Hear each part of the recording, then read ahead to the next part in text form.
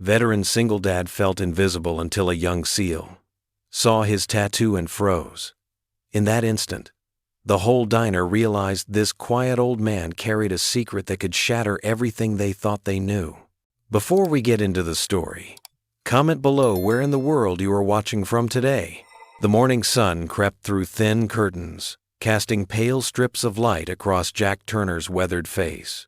His eyes opened slowly, greeting another solitary day. The same routine, the same silence, the same emptiness that had become his constant companion since Martha passed 5 years ago. Jack's joints creaked as he swung his legs over the side of the bed. 72 years had left their mark, each movement a reminder of time's relentless march. The hardwood floor felt cool beneath his feet as he shuffled toward the kitchen, his footsteps echoing in the quiet house. The coffee maker, an old but reliable friend, gurgled to life with the press of a button.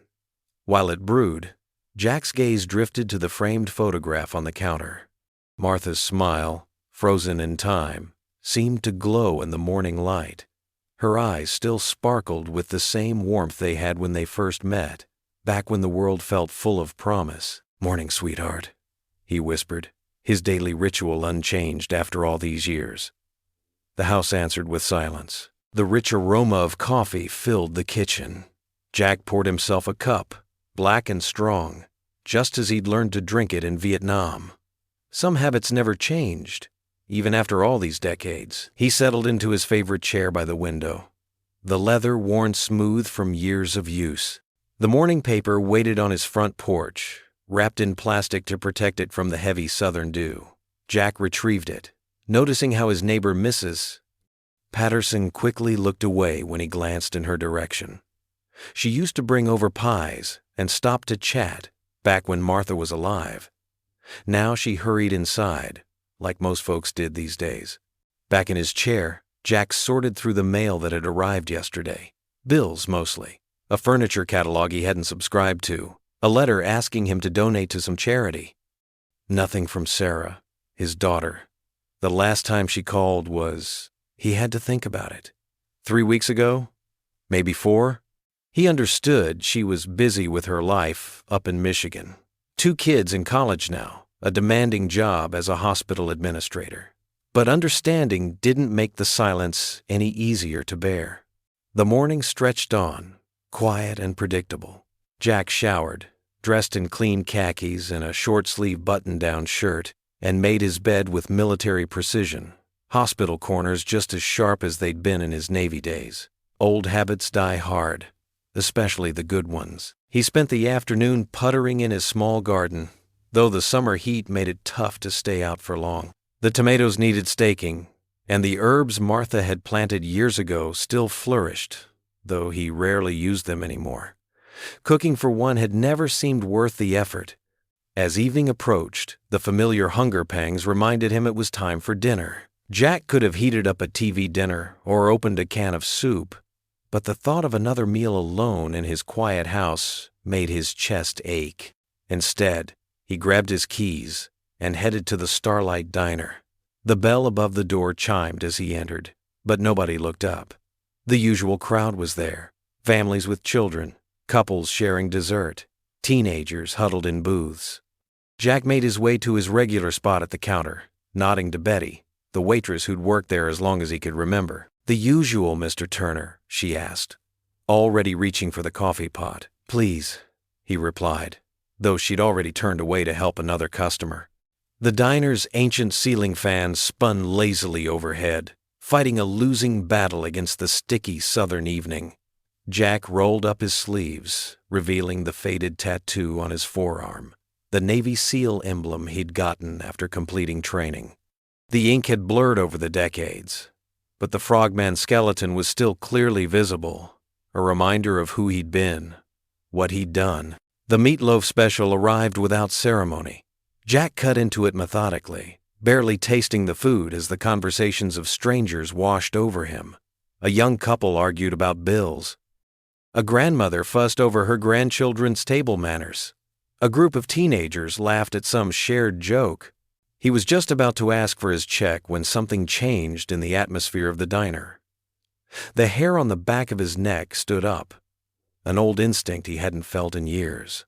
Jack looked up from his plate to find a young man in military fatigues frozen mid-step, staring at his arm with an expression of disbelief.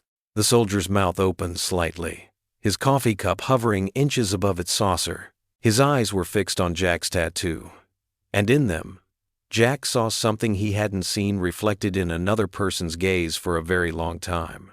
Recognition. The young soldier rose from his booth, his movements careful and deliberate. His pressed uniform and straight posture marked him as military, but there was something more in his bearing, a quiet intensity that Jack recognized from his own days in service. The soldier's eyes remained fixed on Jack's exposed forearm, where the faded ink of the SEAL Team Frogman still showed clearly against his weathered skin. "Where did you serve, sir?" The soldier's voice came out barely above a whisper, but in the suddenly quiet diner it carried like a thunderclap. The clinking of silverware stopped. Conversations died mid-sentence.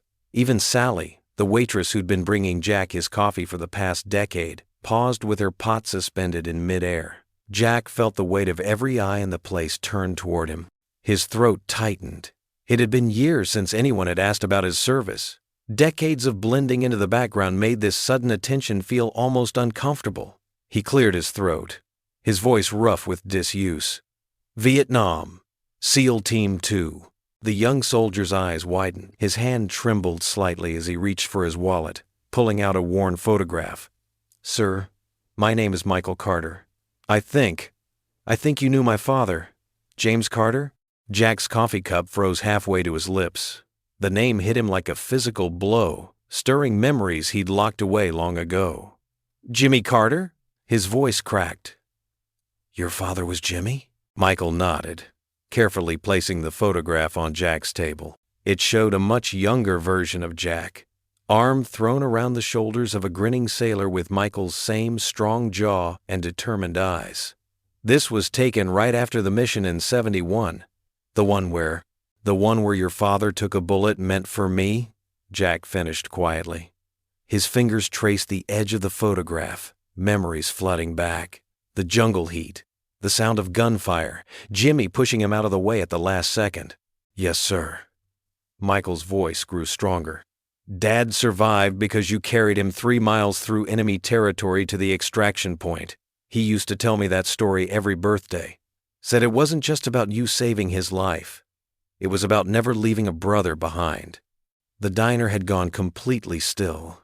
Jack could feel the other customers leaning in, hanging on every word. Sally had given up any pretense of working and stood openly watching, coffee pot forgotten in her hand. "Your father was one of the bravest men I ever knew," Jack said, his voice thick with emotion. "He saved my life that day just as much as I saved his. I lost track of him after we came home. I didn't know he had. He passed away 3 years ago," Michael said softly. "Cancer. But he never forgot you, sir. He named me Michael Jack Carter, after you." Something warm and unfamiliar bloomed in Jack's chest. All these years of feeling invisible, forgotten, and here was living proof that his actions had mattered, that someone had remembered. Would you mind if I joined you, sir?" Michael gestured to the empty seat across from Jack. "I'd love to hear about that mission from your perspective. Dad always said you were the real hero that day, though you'd never admit it." Jack nodded, not trusting himself to speak. As Michael sat down, Jack noticed other diners smiling at him, nodding with respect. Sally appeared with fresh coffee for them both, her eyes shining with unshed tears. "On the house," she said, squeezing Jack's shoulder. "For both of you." For the next hour, Jack found himself talking more than he had in years. The words came slowly at first, then faster as the memories surfaced. He told Michael about the mission, about his father's quick thinking and courage under fire, about the brotherhood that bound them all together in those dangerous days. Other customers lingered over their meals, openly listening. Some asked respectful questions about his service. A Vietnam-era Army veteran from 2 tables over came to shake his hand, calling him brother. For the first time in years, Jack felt truly seen. When the evening finally wound down, Jack stepped out into the cool night air. The streets of the small town seemed different somehow. Not quite as lonely as they had before. His steps were lighter as he walked home, his mind turning over the evening's events. The stars winked overhead, bright and clear in the southern sky.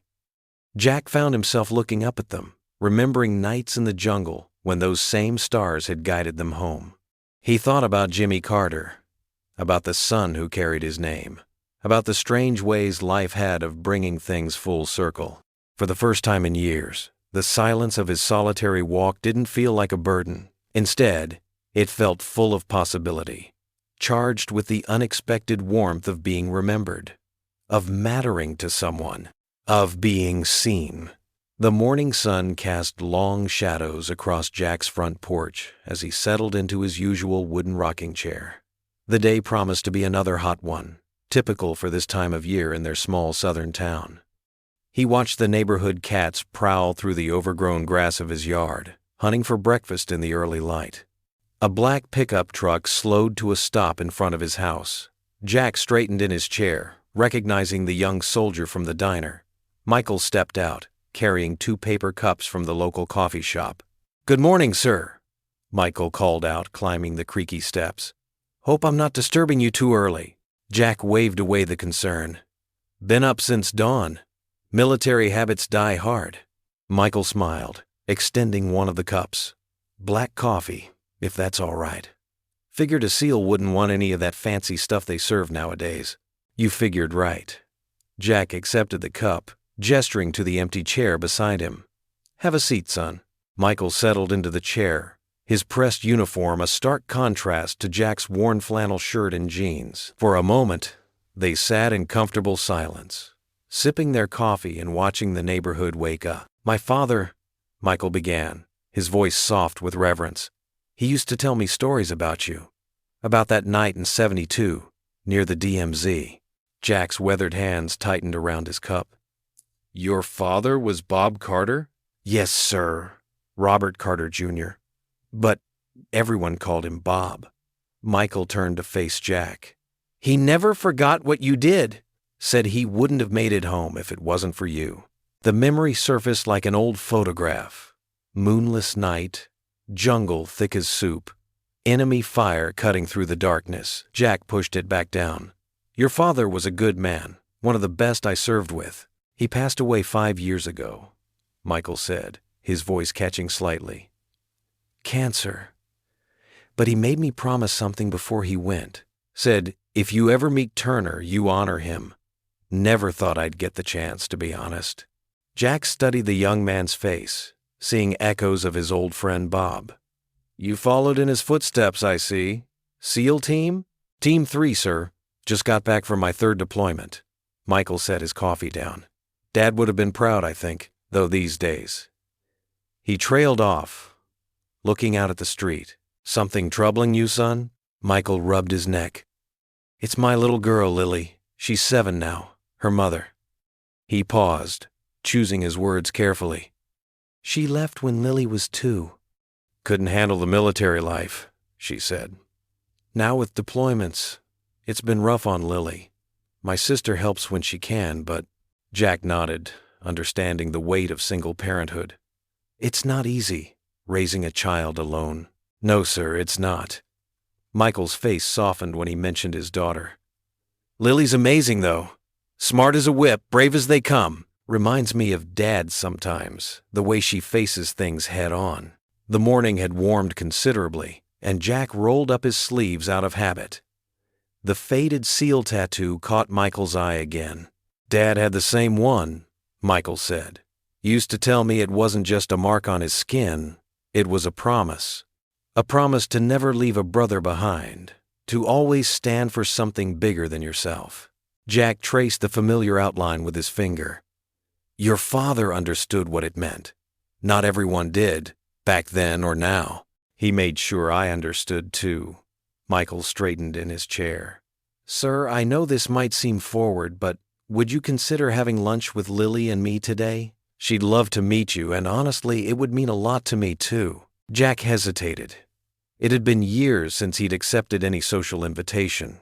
His days had fallen into a comfortable routine of solitude, broken only by necessary errands and his regular spot at the diner.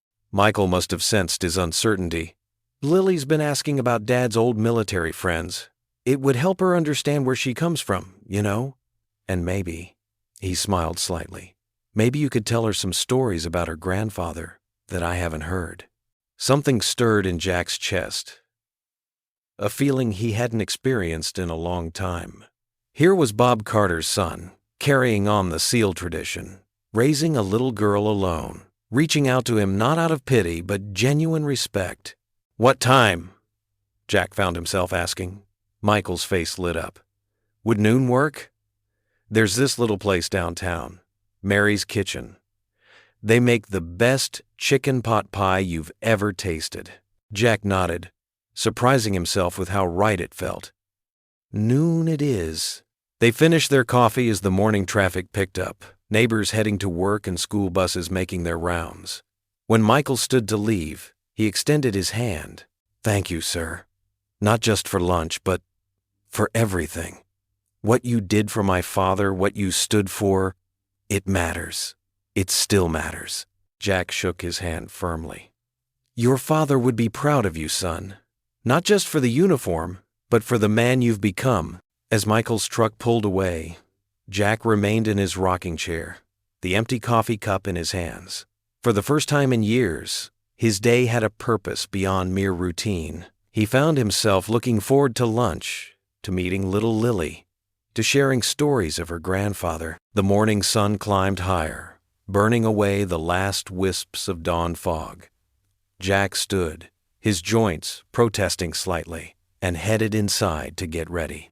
He had a lunch date to prepare for, and somehow that simple fact made him feel more alive than he had in years. The midday sun beat down on Jack as he pulled up to Michael's modest single-story home. The white paint was peeling slightly, and bright flowers dotted the small front garden. Wind chimes tinkled softly from the covered porch, and a pink bicycle lay on its side in the grass. Jack's hands trembled slightly as he turned off his car engine. It had been years since he'd visited anyone's home, let alone spent time with a child. He took a deep breath, straightened his collar, and made his way up the concrete path to the front door. Before he could knock, the door flew open. A small figure with bouncing brown pigtails and a gap-toothed smile stood there, practically vibrating with excitement. "Daddy, he's here!" Lily called over her shoulder, then turned back to Jack. "Hi, I'm Lily.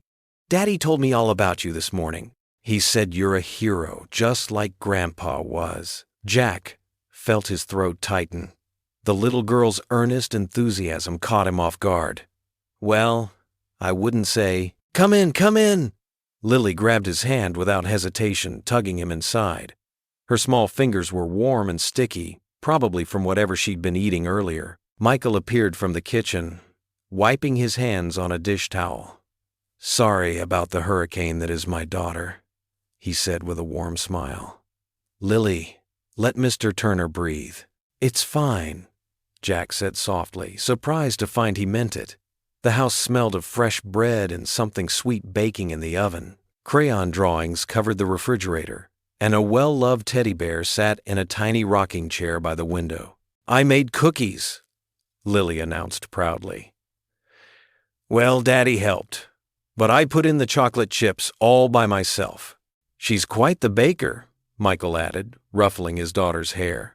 "Would you like to join us in the backyard? We thought we'd have a little picnic lunch." Jack nodded, following them through the house. Photos lined the walls. Lily as a baby, Michael in his dress uniform, an older man who must have been Michael's father. The backyard was small but well kept, with a wooden swing set and a colorful blanket spread out on the grass. "Sit here next to me," Lily patted the blanket beside her. "Do you like peanut butter and jelly? Daddy makes the best sandwiches. He cuts off the crusts just how I like them." As they settled onto the blanket, Jack found himself transported back decades. He remembered countless picnics with his own daughter, Sarah, when she was Lily's age. The way she'd insisted on arranging everything just so, How she'd always save the strawberries for last. "Would you like turkey or PB&J?" Michael asked, pulling containers from a wicker basket. "PB&J," Jack answered, surprising himself. "Haven't had one in years." "Good choice," Lily beamed. "That's what I'm having, too. We can be sandwich twins." The simple meal stretched out pleasantly under the warm Sunday. Lily chattered about school, her friends, and her upcoming dance recital. She showed Jack her cartwheel, "Still working on it," and introduced him to her invisible friend, Princess Sparkles. "You know what?" Lily said suddenly, studying Jack's face with serious brown eyes. "You look just like the grandpa in my storybook, the one who takes care of the magical garden." "Do I now?" Jack felt a smile tugging at his lips. "Uh-huh. And since my other grandpa's in heaven with Mommy, maybe you could be my grandpa too?" She said it so simply, so honestly, that Jack felt his heart stutter in his chest. Michael started to intervene. "Lily, honey, I'd like that very much," Jack heard himself say, his voice rough with emotion. Lily's face lit up like a sunrise. "Really? Can I call you Grandpa Jack?" Jack nodded, not trusting himself to speak. The last time anyone had looked at him with such pure joy and acceptance was when Sarah was small, before life and distance had created their current careful politeness. They shared chocolate chip cookies for dessert, still warm from the oven. Lily insisted on telling Jack the story behind every drawing on their refrigerator, then showed him her collection of seashells from their last beach trip. As the afternoon wore on, Jack found himself laughing more than he had in years. Lily's enthusiasm was infectious, and Michael's quiet strength reminded him so much of his old SEAL teammates, of the brotherhood he'd once known so well. When it was time to leave, Jack stood slowly, his joints protesting the hours spent on the ground. "Thank you for lunch," he said formally, trying to maintain some composure despite the emotions threatening to overwhelm him. "Wait!" Lily cried. She darted across the yard and threw her arms around his waist, squeezing tight. "Thank you for being my grandpa," she whispered against his shirt. Jack's vision blurred with unexpected tears. He placed a gentle hand on her head, feeling the silky softness of her hair. The simple trust in her embrace broke something open inside him, a door he'd thought permanently sealed. "Thank you, sweetheart," he managed to say, his voice thick with feeling. She smelled of sunshine and cookies and childhood, so much like Sarah had all those years ago. For the first time in decades, Jack felt truly seen, truly loved, not just as a veteran or a widower, but as someone who mattered. The late morning sun warmed Jack's shoulders as he held the wooden fence post steady. Michael worked beside him, digging the post hole deeper with practiced movements. Their synchronized effort made the work feel almost effortless, like a well-rehearsed dance. "A little more to the left, Grandpa Jack," Lily called from her perch on the back porch steps. She sat with her chin propped on her hands, swinging her feet in the air. "No, wait. Maybe right. I'm the supervisor, you know." Jack couldn't help but chuckle. In just a few days, he'd gotten used to her calling him Grandpa Jack. It felt right somehow, natural as breathing. "Is that so, Miss Supervisor? And what qualifies you for such an important position?" "I'm 7, Lily declared proudly, holding up 7 fingers. "And Daddy says I have good... what's the word?" She looked at Michael questioningly. "Attention to detail," Michael supplied, pausing to wipe sweat from his forehead. "Though right now, I think someone's just avoiding helping with the weeding." Lily giggled and scrambled down the steps, her yellow sundress fluttering. "I'll help. But first, can Grandpa Jack tell us another story? Please?" Michael leaned on his shovel, smiling. "Only if it's a good one. Nothing too scary for the supervisor." Jack pretended to think hard, though he'd already picked out several lighter stories he could share. "Well, there was this one time in '69 when we were stationed near Da Nang. We had this cook, fellow named Bobby Matthews. He launched into the tale of how Bobby had accidentally ordered 50 cases of Spam instead of 5, and how the unit had gotten creative with their meals for months afterward. Lily laughed at all the right moments, especially when Jack described the infamous Spam and Jelly Bean surprise. As they worked, setting post after post, Michael asked questions about more than just the stories. "How did you handle it?" he said quietly while Lily was distracted with her weeding. "Being away from family for so long? I worry about Lily when I'm deployed." Jack paused, choosing his words carefully. "You make every moment count when you're home. Write letters, real letters, not just emails. And you remember why you're doing it." He glanced at Lily, who was now chasing a butterfly through the yard. "They understand more than we think they do." Michael nodded, absorbing the advice like a sponge. "Sometimes I feel like I'm failing her, like I'm not enough." "You're not failing," Jack said firmly. "Look at her, Michael. Really look. She's happy, healthy, and loved. That's what matters." They worked through the morning and into the afternoon, taking breaks for water and sandwiches that Lily supervised the making of. During one such break, she disappeared into the house and returned with paper and crayons, settling herself at the picnic table. "No peeking," she commanded, hunching over her artwork. "It's a surprise." Jack and Michael exchanged amused glances and returned to their fence mending. The air was filled with the sounds of birds, the scratch of crayons on paper, and comfortable conversation. It felt like family, Jack realized with a start, like belonging. When Lily finally presented her masterpiece, Jack's heart caught in his throat. She'd drawn 3 figures holding hands, a tall one in green, Michael in his uniform, a small one in yellow, herself, and another tall one with gray hair and a big smile, Jack. Above them, she'd written in careful letters, "My family." "Do you like it?" she asked anxiously. "See, that's you, Grandpa Jack. And that's me and Daddy, and those are butterflies. And that's our house." "It's perfect," Jack managed, his voice rough with emotion. "Absolutely perfect." Later that evening, after helping Michael clean up their tools and accepting a dinner invitation for the next day, Jack carefully hung the drawing on his refrigerator at home. He stood back, looking at it for a long moment. The bright colors stood out against the plain white surface, making the kitchen feel warmer somehow, more alive. A few days ago, he'd been invisible. Now his refrigerator displayed a child's artwork. Now his days had purpose beyond mere routine. Now his phone contained text messages and photos from Michael and Lily. Now, the sound of his phone ringing startled him from his thoughts. It was Michael. "Hey, Jack." Michael's voice sounded strained. "Sorry to bother you so late, but I just got a call from my CO." Jack watched through his kitchen window as the sun began to set, painting the sky in shades of orange and pink. Michael's voice grew more serious with each word, and Jack could hear the tension building. "I understand, sir," Michael was saying to someone else. He must have gotten another call. "Yes, sir. First thing tomorrow." The line went quiet for a moment, and when Michael spoke again, his voice was different, darker, worried. "Jack, I need to." Michael's hands trembled as he set down his coffee mug on the kitchen table.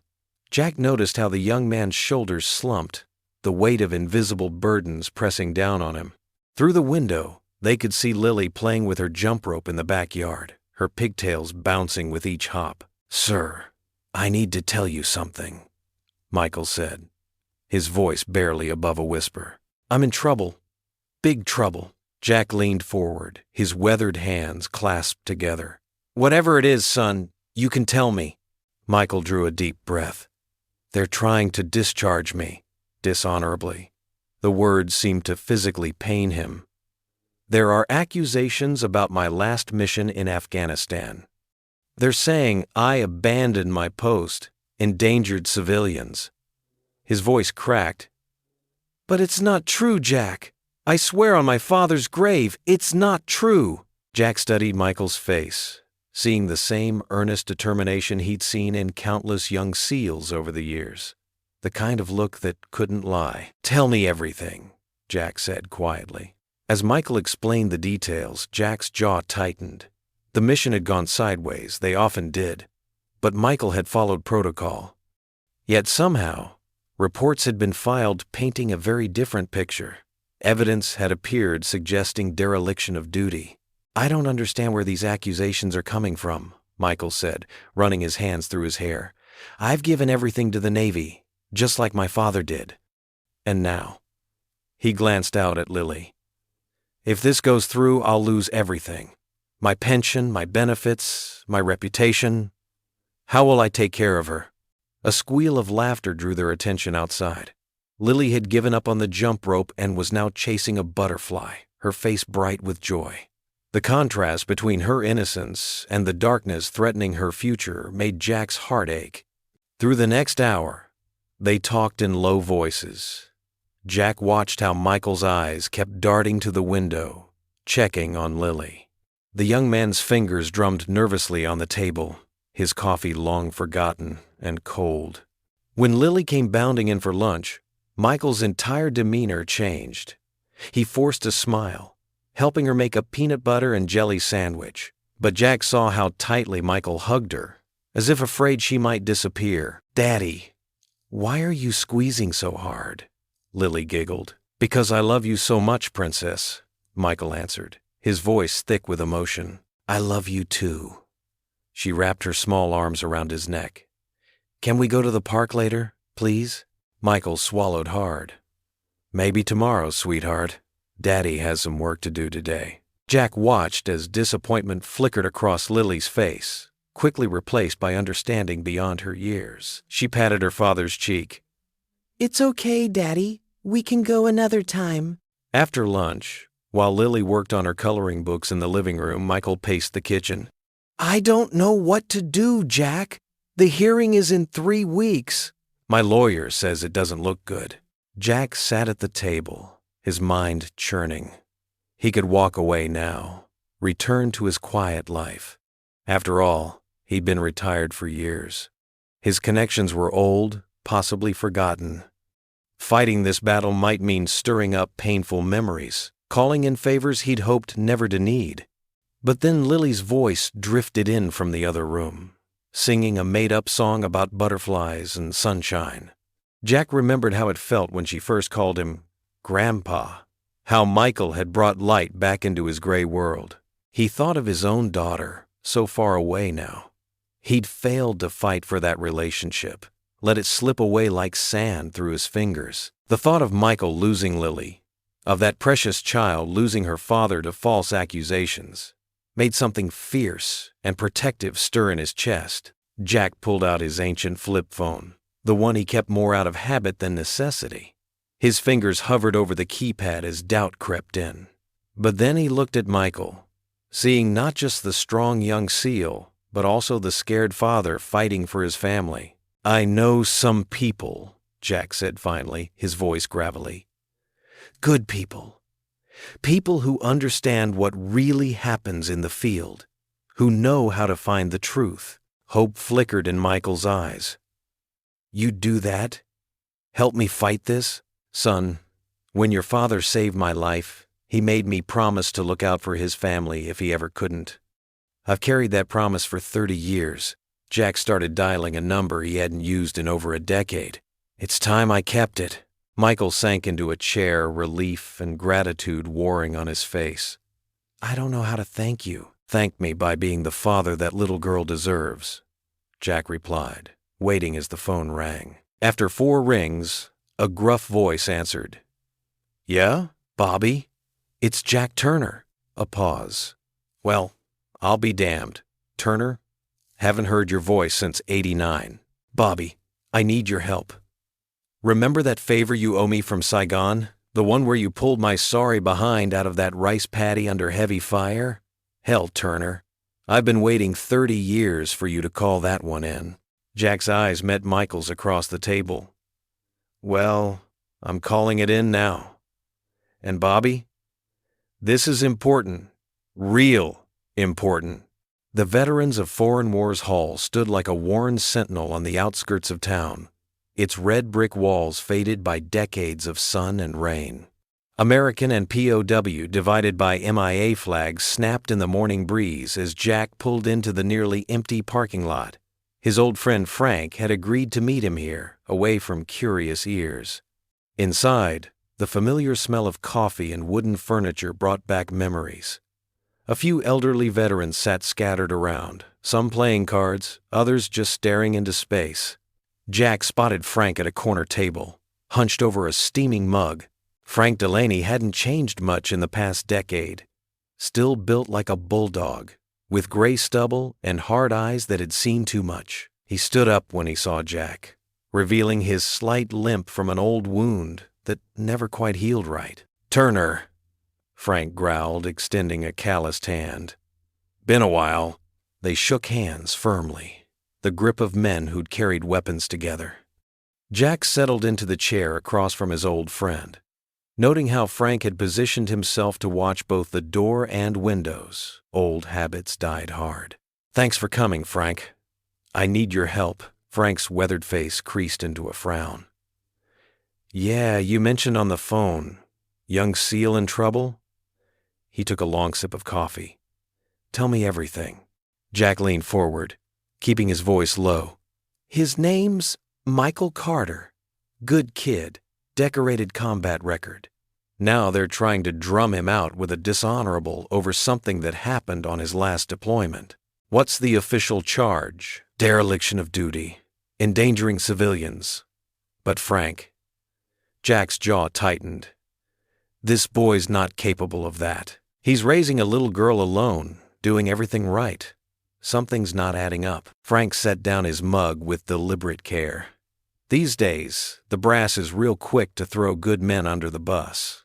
Politics. He spat the word like it tasted bad. "But if you're vouching for him, that means something. His father served with us. Remember Doug Carter?" Frank's eyes widened slightly. "Doug's boy?" "Hell." He rubbed his chin thoughtfully. "That mission in 71. Yeah. Doug saved both our hides that night. Now his son needs our help." Frank was quiet for a long moment, staring into his coffee. When he looked up, his eyes had that old fire Jack remembered from combat. "All right, let's talk strategy." For the next hour, they hunched over the table, speaking in low voices. Frank pulled out a small notebook, making lists and diagrams. His decades of experience dealing with military bureaucracy emerged as he outlined possible approaches. "First thing," Frank said, "we need eyes on the official report. I've still got some connections in the JAG office, folks who owe me favors. We'll start there." "What about witnesses? Other SEALs who were on that deployment?" Frank nodded. "Already thinking about that. Got a few names in mind. Veterans who might have heard things through the grapevine. Military's a small world, especially special operations. How do we reach them? Leave that to me." Frank's expression grew serious. "But Jack, you need to understand what we're getting into. This won't be easy. The system's designed to protect itself, not the truth. We start pulling threads, some powerful people might push back." Jack thought of Lily's smile, of Michael's quiet dignity. "I don't care about powerful people. I care about what's right. That's the Turner I remember." Frank smiled grimly. Always did have more guts than sense. He reached into his worn leather briefcase and pulled out a thick manila folder. "Here's what I've put together so far. Names, numbers, places to start. Some of these folks might not want to talk, but mention my name, or yours." Jack took the folder, feeling its weight. "I owe you, Frank. You don't owe me anything. Doug Carter saved our lives that night. This is about paying that debt." Frank's voice softened slightly.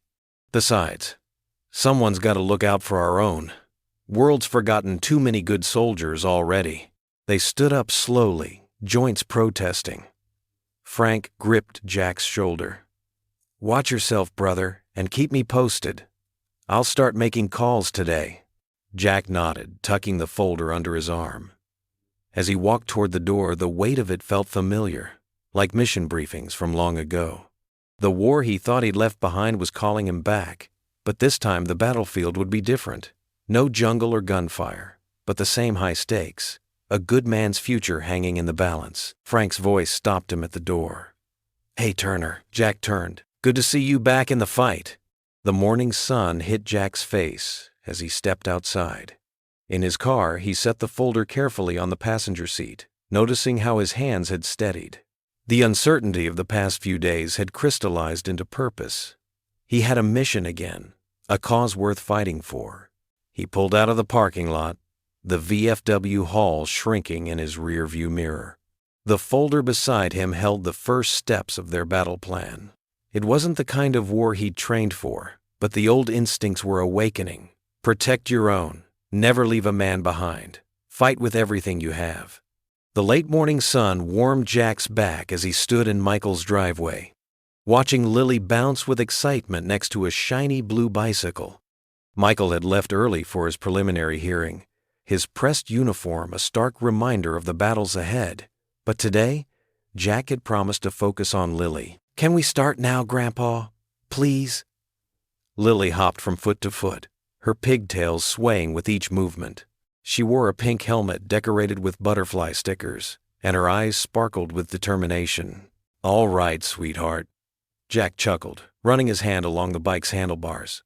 First things first, let's check your helmet. He knelt down, his joints protesting slightly, and adjusted the straps under her chin. The familiar motion reminded him of teaching his own daughter decades ago. Back then, he'd been deployed so often, missed so many moments. But now, time felt like a gift rather than an enemy. Remember what I told you? Jack asked, holding the bike steady. Keep pedaling, look ahead, and trust you've got me, Lily recited proudly. That's my girl. Jack smiled, positioning himself behind the bike. Ready? Lily nodded, gripping the handlebars tight. Jack held the back of the seat, and together they started moving down the quiet suburban street. Lily wobbled at first, but Jack's steady hand kept her upright. You're doing great, honey. Keep those feet moving. Lily's initial nervousness gave way to growing confidence. Her pedaling became stronger, more rhythmic. Jack felt the bike stabilizing under his grip. I think you're ready to try on your own, he said after their third pass down the street. Don't let go. Lily's voice quivered slightly. I won't let go until you're ready, Jack promised. But he could feel it. She was ready. Just needed that little push of confidence. They made one more pass, and this time, Jack gradually loosened his grip on the seat. Lily didn't notice at first, too focused on pedaling and steering.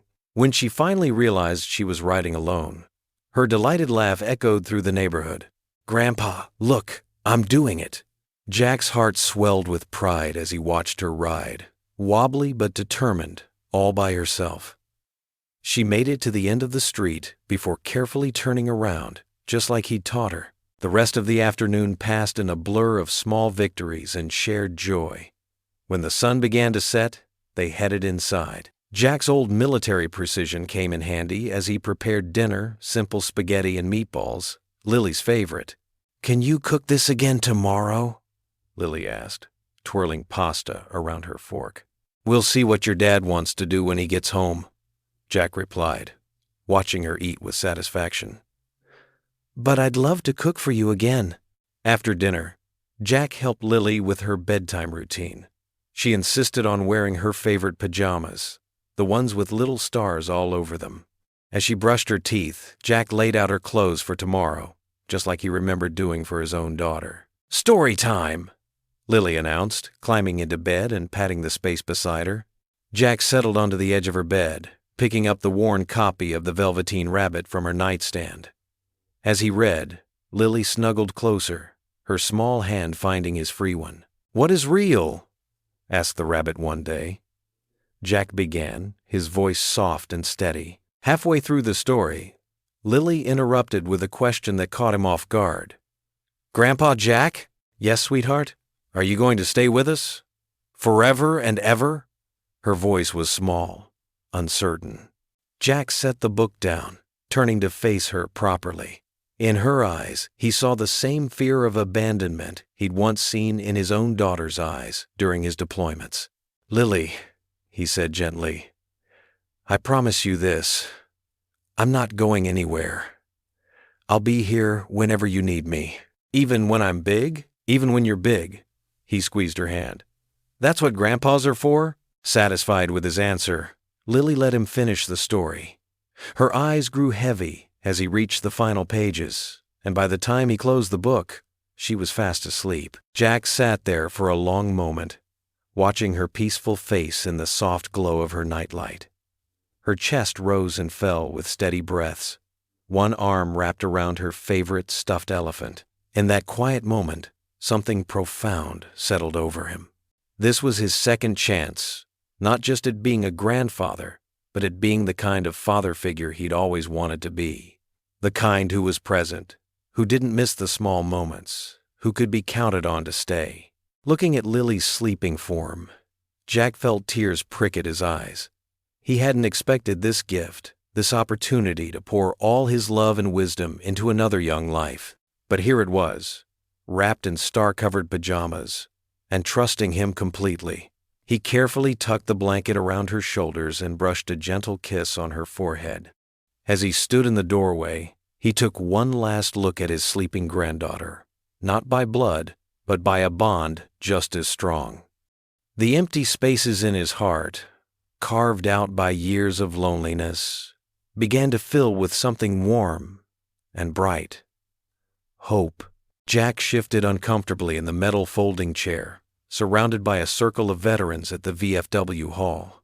The fluorescent lights hummed overhead, and the smell of old coffee lingered in the air. He hadn't been to a support meeting in years, but desperation had driven him here. "Good to see you again, Turner," said Bill Martinez, the group facilitator. His salt and pepper hair and weathered face showed the years since they'd last met. "Been a while since you've joined us." Jack nodded, his hands clasped tightly in his lap. Around him sat 24 veterans of various ages, some from Vietnam like him, others from more recent conflicts. Their faces were familiar yet strange, like photographs from a long-forgotten album.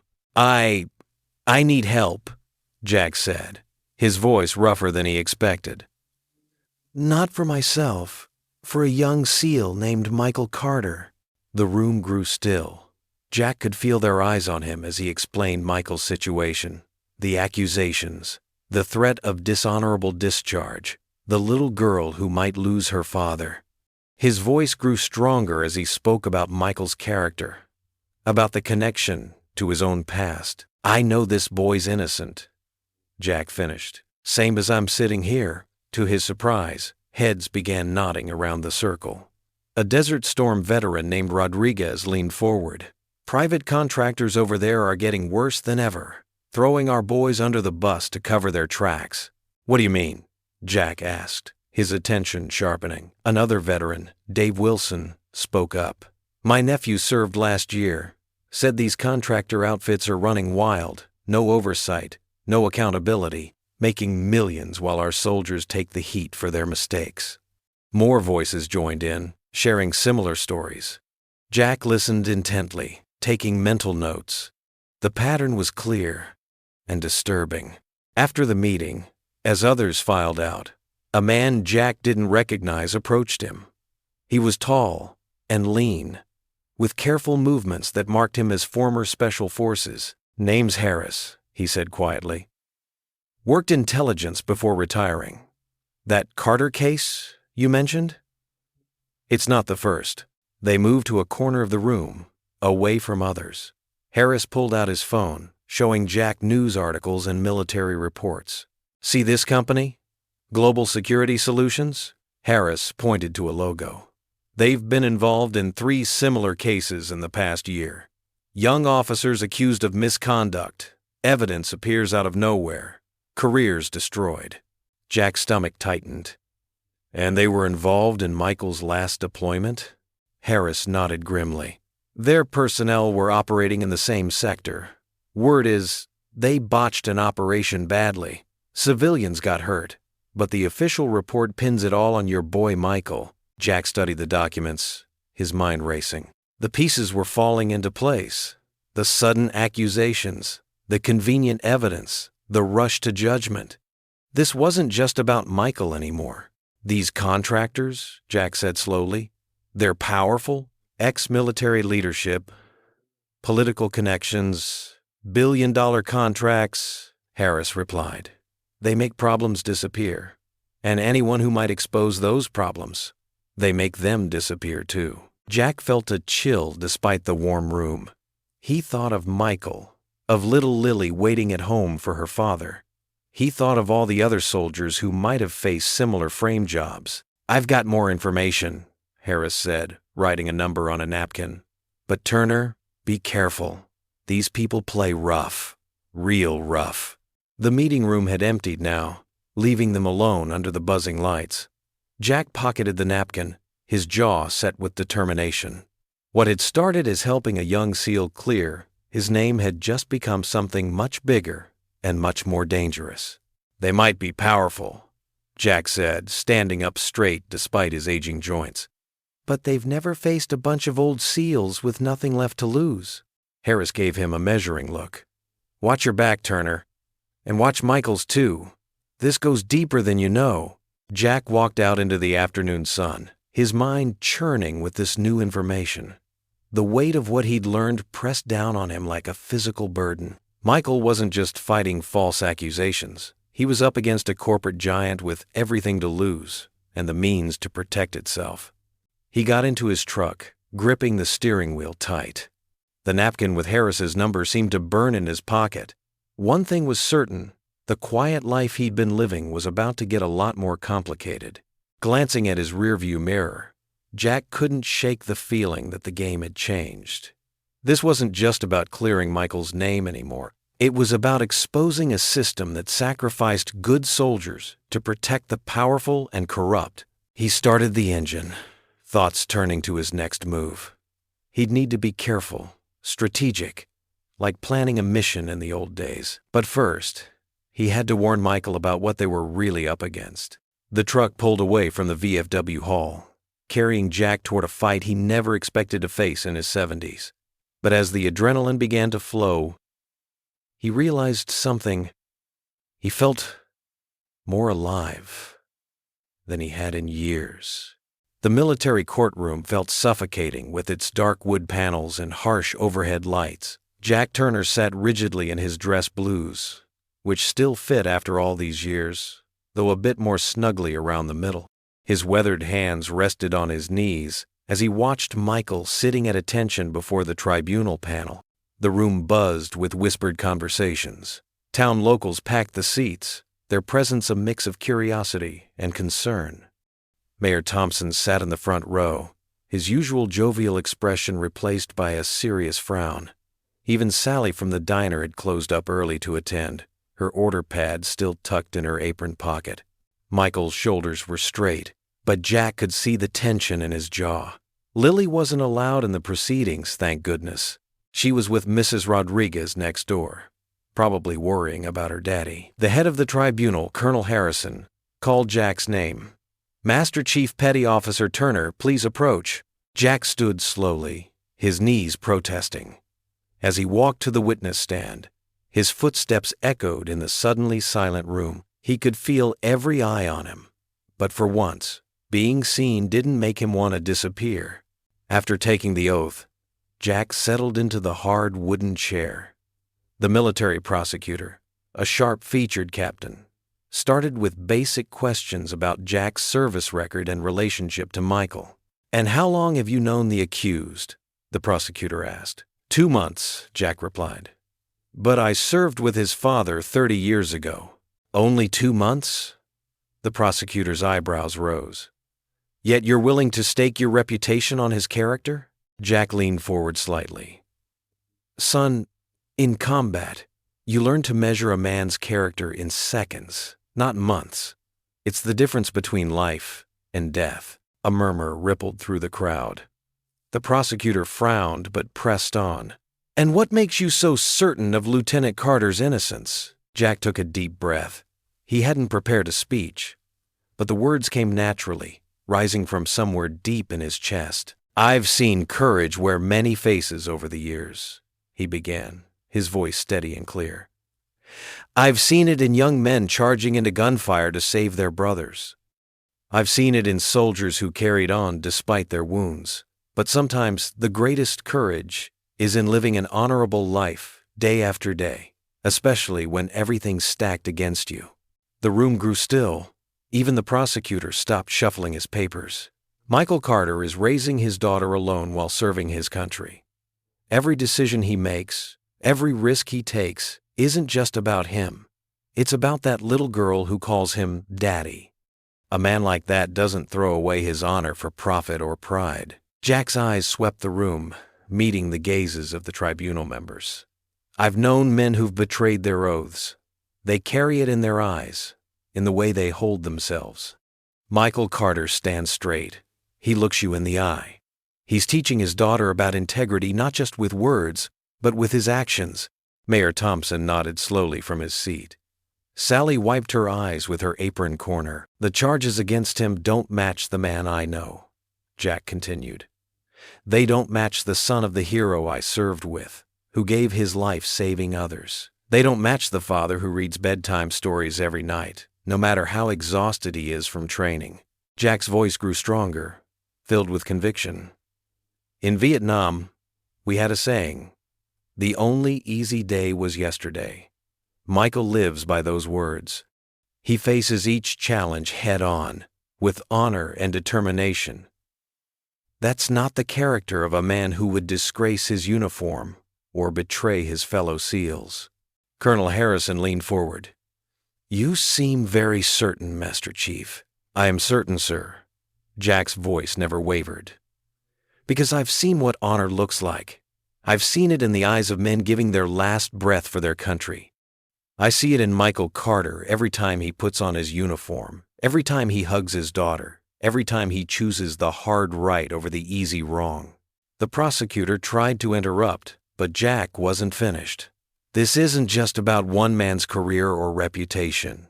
It's about what we stand for as a nation. It's about the promise we make to every soldier, that loyalty goes both ways. That we don't abandon our own without absolute proof of wrongdoing." Jack looked directly at Michael, whose eyes had grown bright with unshed tears. "I may be old, and some days I feel invisible, but I can still recognize a good man when I see one. Michael Carter is one of the best I've ever known, and I'm proud to stand with him today." The room erupted in applause before the colonel could call for order. Jack saw faces in the crowd that he recognized from town. People who had barely noticed him before were now standing, clapping, showing their support. After the testimony concluded and a short recess was called, Jack and Michael walked out of the courthouse together. The afternoon sun felt warm on their faces after the cold formality of the courtroom. Town folks stopped to shake their hands or pat their shoulders. "Thank you, sir," Michael said quietly as they descended the courthouse steps. "What you said in there?" His voice caught. Jack squeezed his shoulder. "Meant every word, son." They stood for a moment in the sunlight, watching people from town, gathering in small groups, discussing the hearing. The mood had shifted. Where there had been whispers of scandal, there was now talk of support and justice. Mrs. Rodriguez approached with Lily, who broke free and ran to her father. Michael scooped her up, holding her close. She reached out one small hand to Jack, and he took it, feeling the warmth of her tiny fingers. "Did you help, Daddy?" she asked. Jack smiled, his heart full. "I tried, sweetheart. I tried." For the first time in years, Jack felt truly alive. Not invisible, not forgotten, but present and purposeful. Whatever the tribunal's decision would be, he knew he'd done right by Michael, by Lily, and by himself. The tribunal room had just settled after Jack's moving testimony. Hope filled the air like sunshine after a storm. Colonel Harrison was shuffling his papers, about to call for a brief recess, when the heavy wooden doors burst open. Michael's lawyer, Mr. Peterson, stumbled in, his tie askew and forehead beaded with sweat. He clutched a laptop to his chest like it contained toxic waste. "Your Honor," he wheezed, "new evidence has just been submitted." Jack's stomach dropped. He'd been in enough firefights to recognize when things were about to go sideways. The laptop was connected to the courtroom's projection system. The screen flickered to life, showing grainy night vision footage.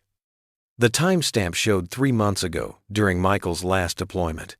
The green-tinted video revealed a figure unmistakably Michael, accepting what appeared to be an envelope from a local civilian. The scene shifted to the same figure escorting unauthorized personnel through a restricted area. Jack watched Michael's face drain of color. The young SEAL's hands gripped the table edge so hard his knuckles turned white. "As you can see," the prosecution stated smugly, "Lieutenant Carter clearly violated multiple protocols. This footage was recovered from security archives and authenticated by 3 independent experts." The whispers started immediately. Jack turned to see Mayor Thompson shaking his head, disappointment etched on his face. Sally from the diner wouldn't meet Jack's eyes. The tide of support was turning faster than a riptide. During the recess, Jack tried to approach some of the townspeople he'd known for years. Mrs. Baker, who just last week brought Michael a casserole, hurried past without a word. Tom from the hardware store suddenly became very interested in his phone. It was like Jack had become invisible again, but worse, now he was contaminated by association. The next few days were brutal. Jack walked into the diner for his usual breakfast, only to find his regular booth occupied. Sally served him coffee without her usual smile, setting the cup down so quickly it sloshed over the rim. No one offered to refill it. "Did you hear?" a voice carried from across the diner. "That SEAL fellow, the one living over on Maple? Turns out he was working with the enemy." "Such a shame," another replied. "And that poor little girl of his." Jack's eggs turned to ash in his mouth. Lily. His heart ached thinking about her. He found out how bad it was when he picked her up from school the next day. Michael had a meeting with his lawyer, so Jack had offered to help. He found Lily sitting alone on the steps, her small shoulders hunched. "Hey, sweetheart," he said softly. "Ready to go home?" Lily looked up, her eyes red-rimmed. "Tommy said Daddy's a bad guy," she whispered.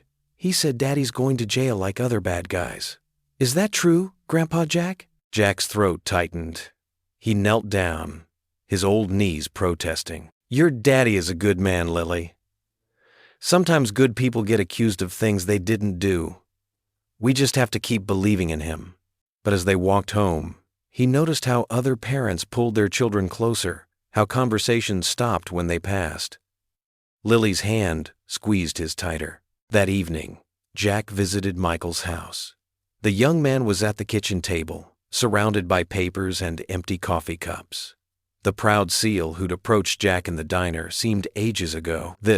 Michael looked hollowed out. "They're pushing for dishonorable discharge," Michael said without looking up. "Minimum 5 years in military prison. The video." He ran his hands through his hair. "I never.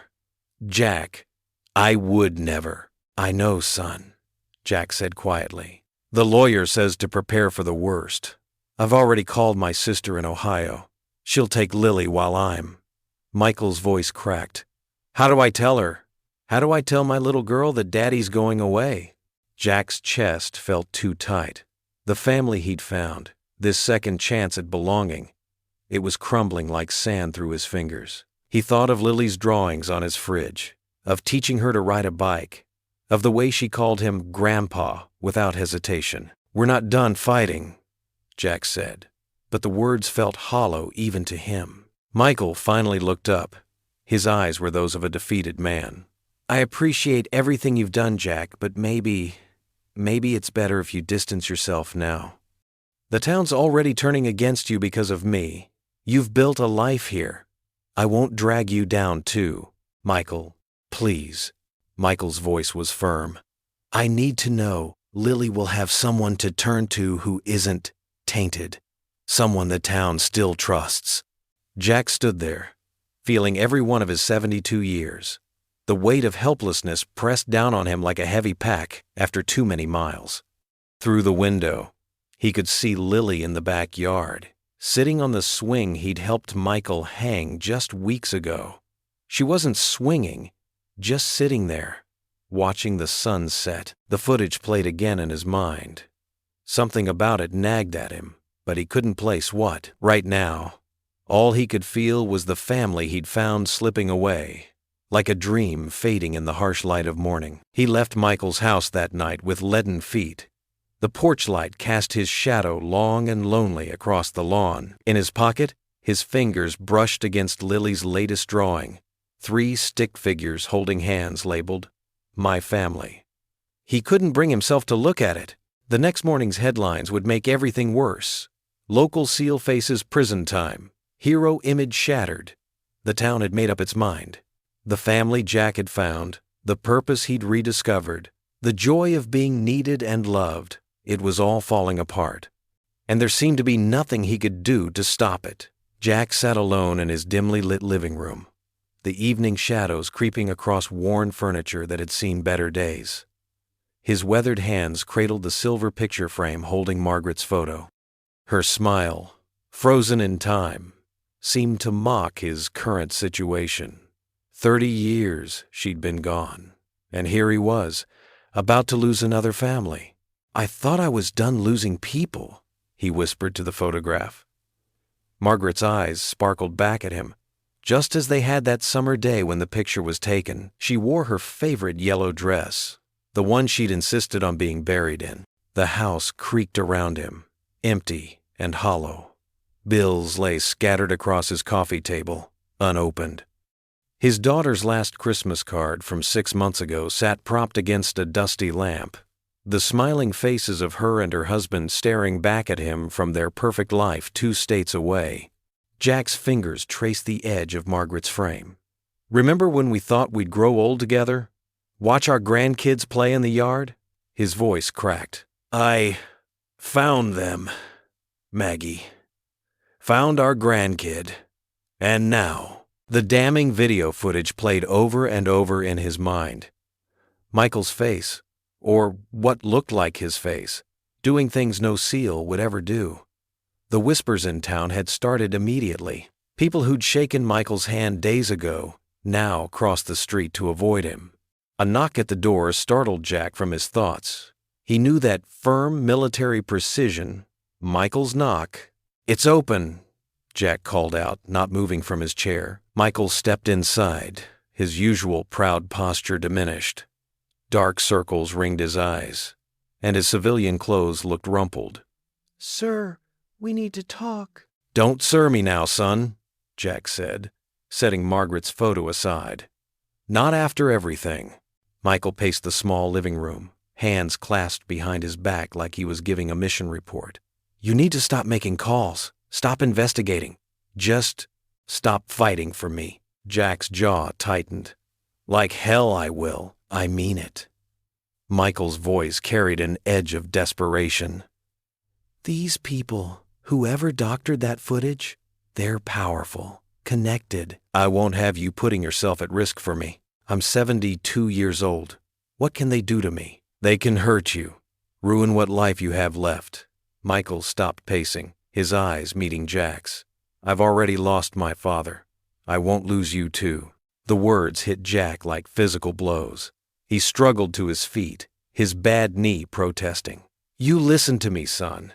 I've spent too many years being invisible, letting life pass me by. I won't stand by and watch them destroy you." "It's my fight," Michael insisted. "It became my fight the moment Lily called me Grandpa." At the mention of his daughter, Michael's facade cracked. He sank onto Jack's couch, head in his hands.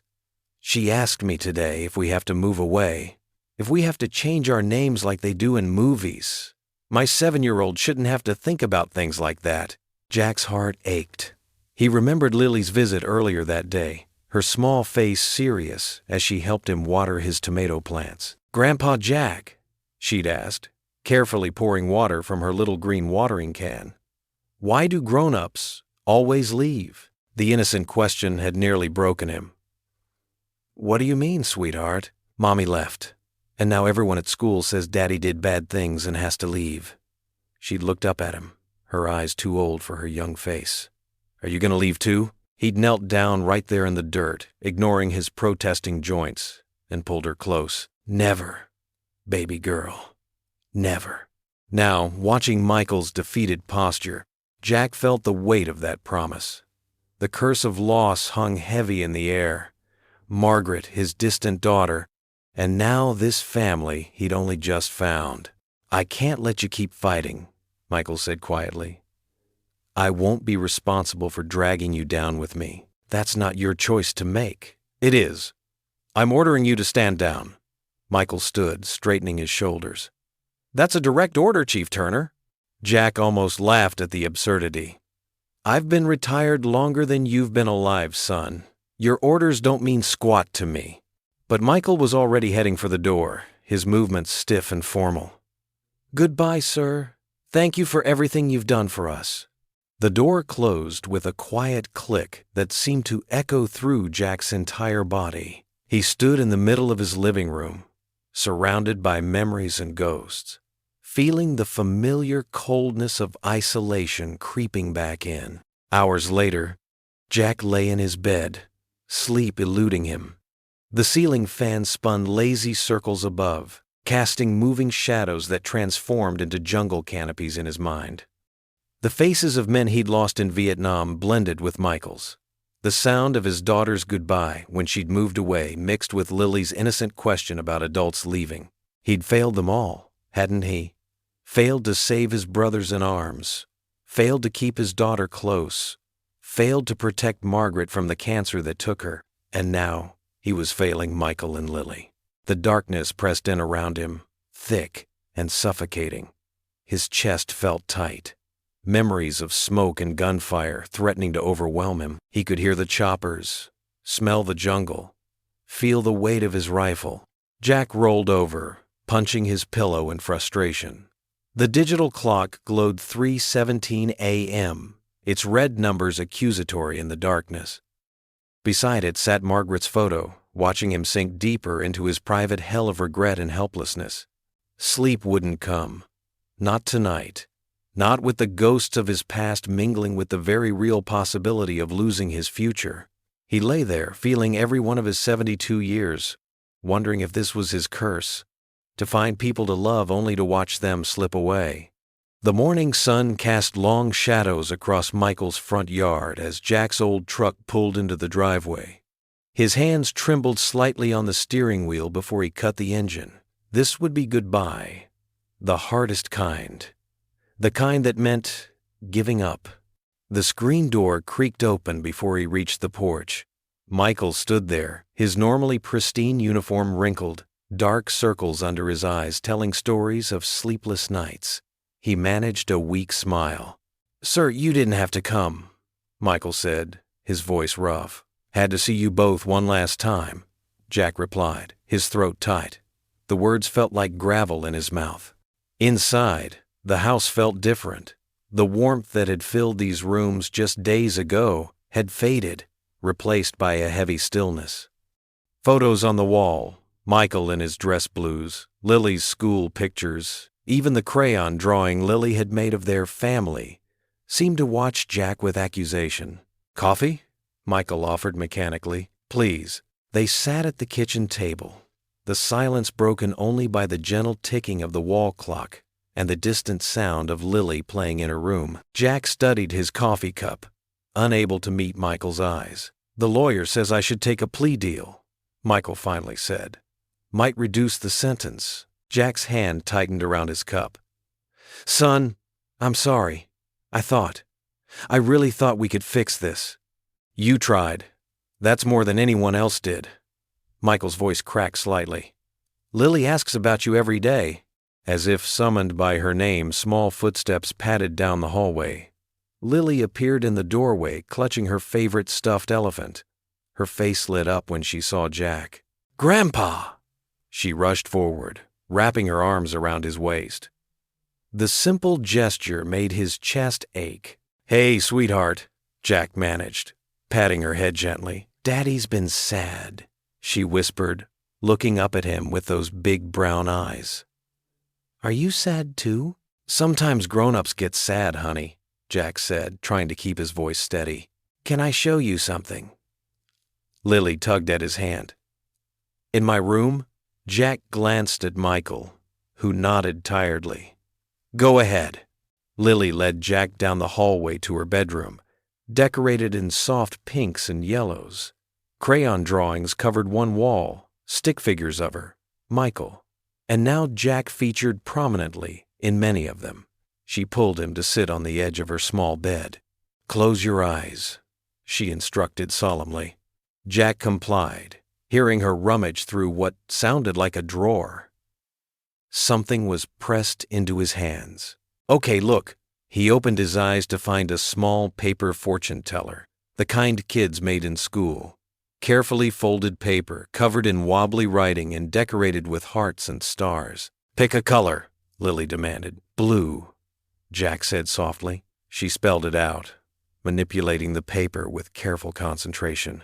"Now pick a number." 4. She counted it out, then opened the flap. Her face grew serious as she read what was written inside. "It says, 'Never stop believing.'" She looked up at him. "Remember? That's what you told me when I was scared about riding my bike. You said I had to believe in myself." Jack's breath caught in his throat. The simple wisdom of a child's memory hit him like a physical blow.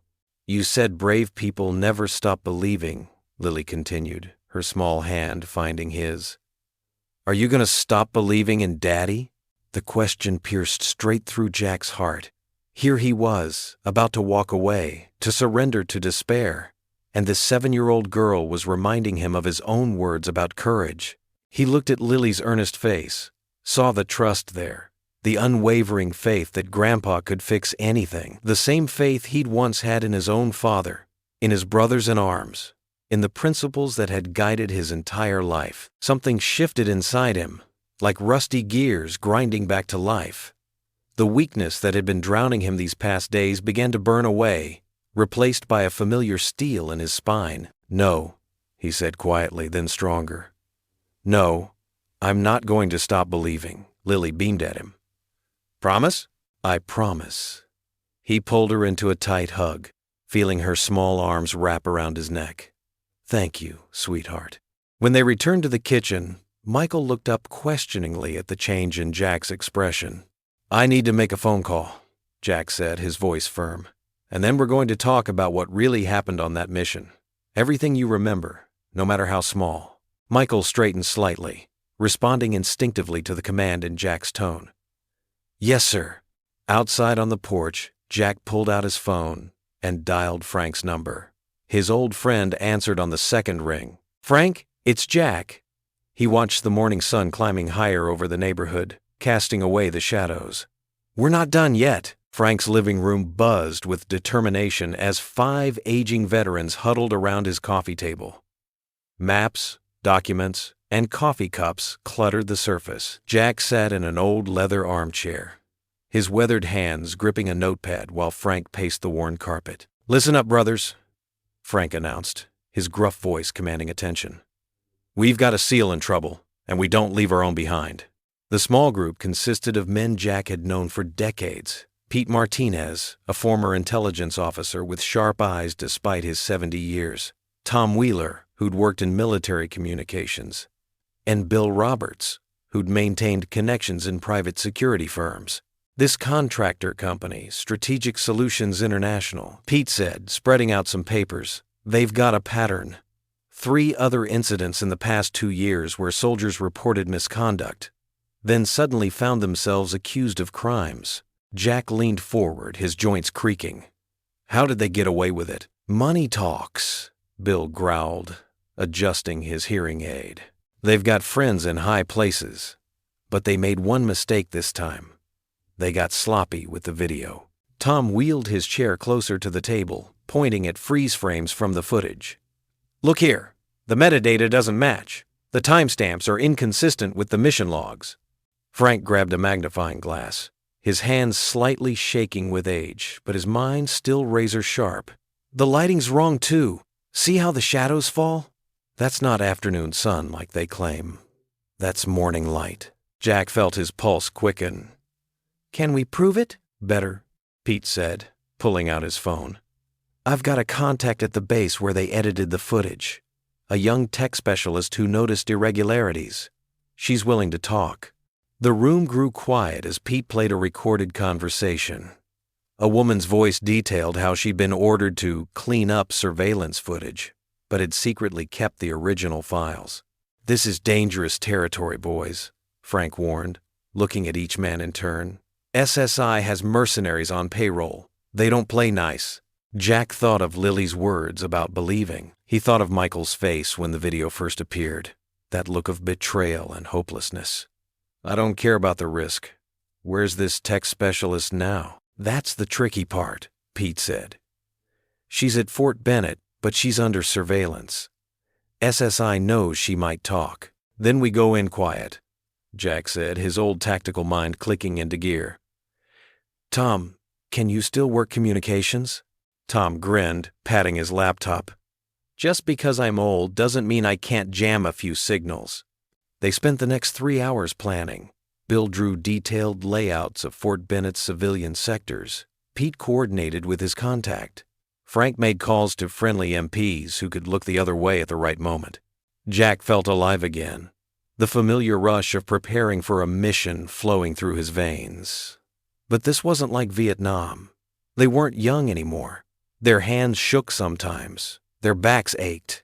Their eyes weren't as sharp. Yet their minds remained strong, and more importantly, they had something younger soldiers didn't: decades of experience and a network of loyal friends. The next day, they put their plan into action. Tom set up in a van outside the base, monitoring frequencies. Pete created a distraction at the main gate with a group of visiting veterans. Bill's security contacts ensured certain cameras would malfunction. Jack and Frank, dressed in maintenance uniforms, walked right through a side entrance. Their aged appearance worked in their favor. No one looked twice at two elderly workers. The tech specialist, Sarah Chen, was waiting in a server room. Her hands trembled as she handed over a flash drive. "Everything's here," she whispered. "The original footage, the edit logs, the orders from SSI. They're not just framing Michael, they're covering up millions in stolen equipment and unauthorized operations." Frank kept watch while Jack secured the drive. "Thank you," Jack said softly. "You're risking everything for this." Sarah's eyes hardened.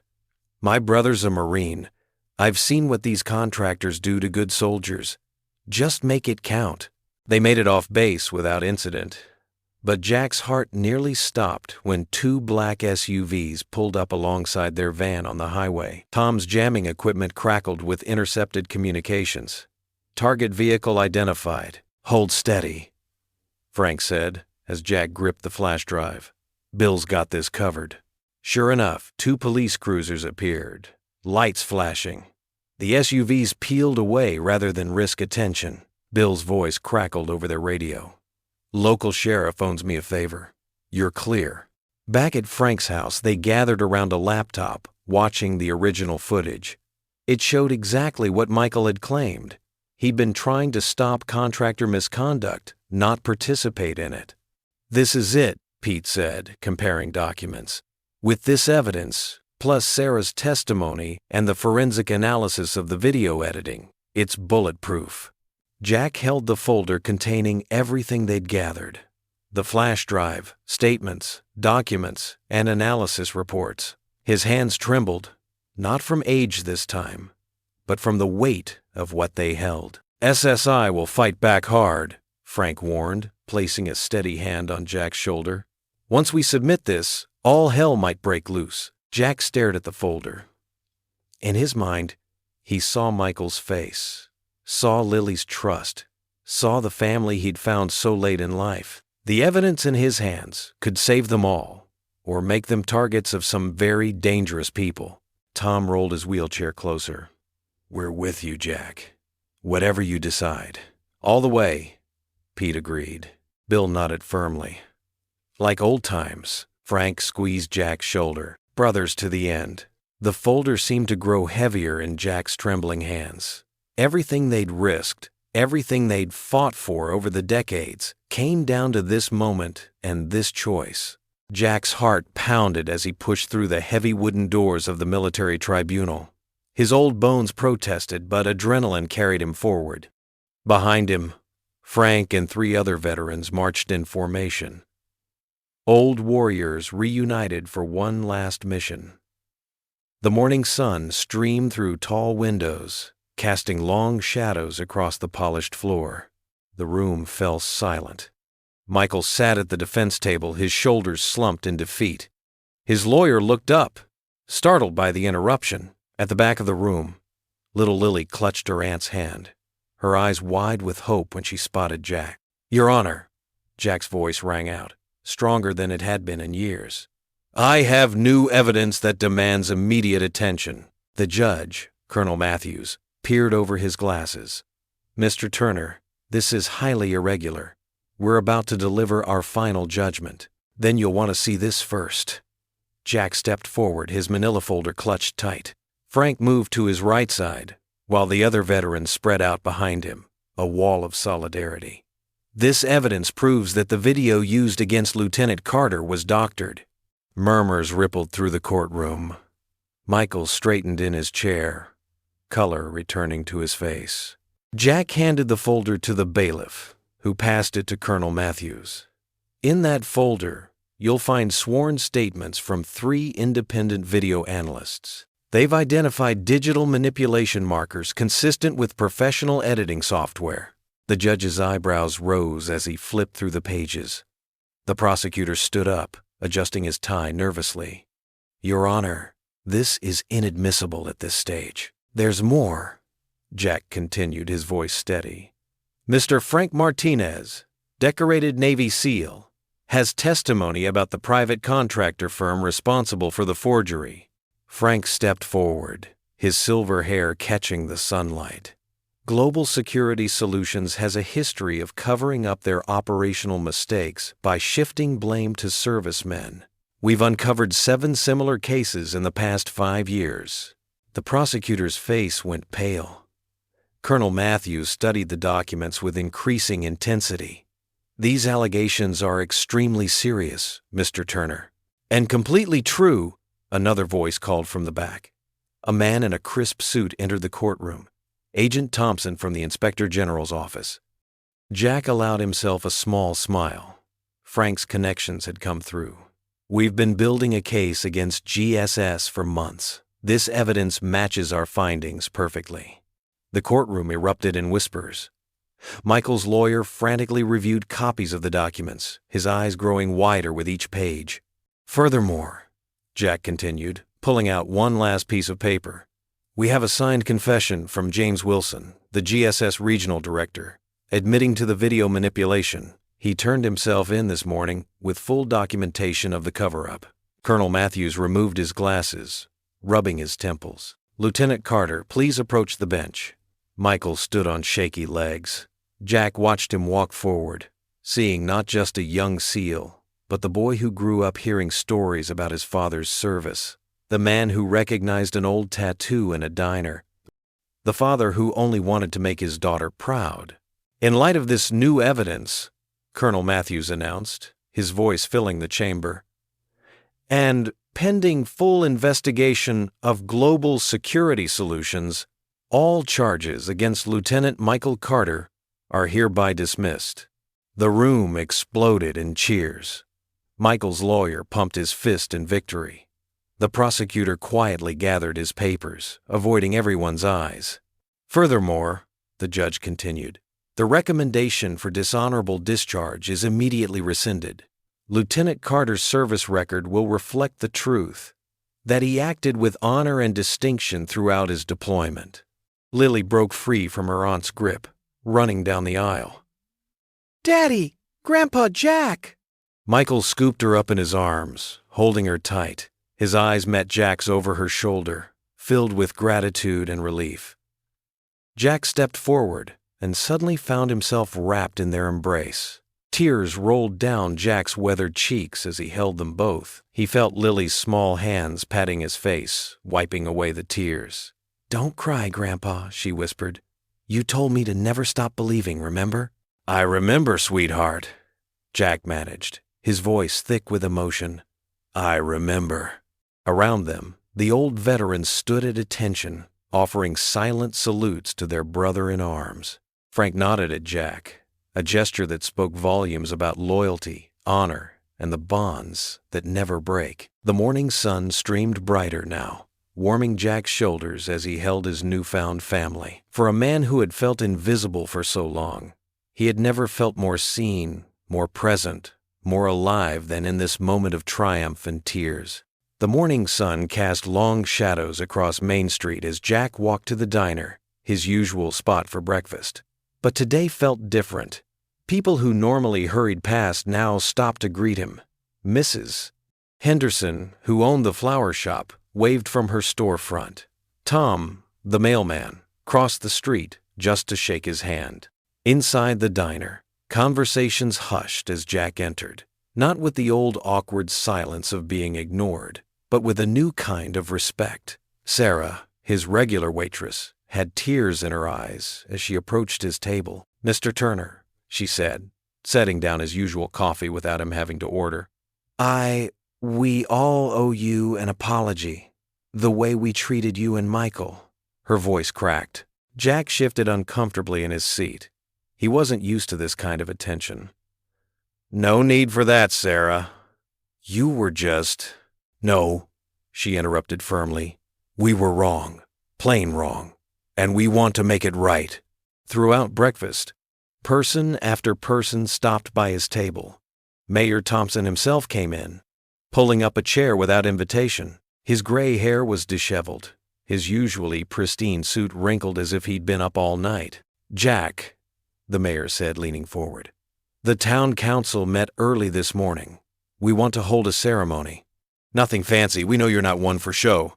But what you did for Michael, standing up against those contractors, risking everything, well, it reminded us what real courage looks like." Jack stared into his coffee cup. "Just did what needed doing," he mumbled. But the mayor wouldn't let it go. By noon, the whole town was buzzing with activity. The Veterans Hall, usually quiet on weekdays, filled with people bringing food, hanging streamers, and setting up chairs. Jack watched from across the street, amazed at how many faces he recognized. Faces that had looked through him just days ago. Michael appeared at his side, Lily's small hand in his. "You can't hide from this one, sir," he said with a grin.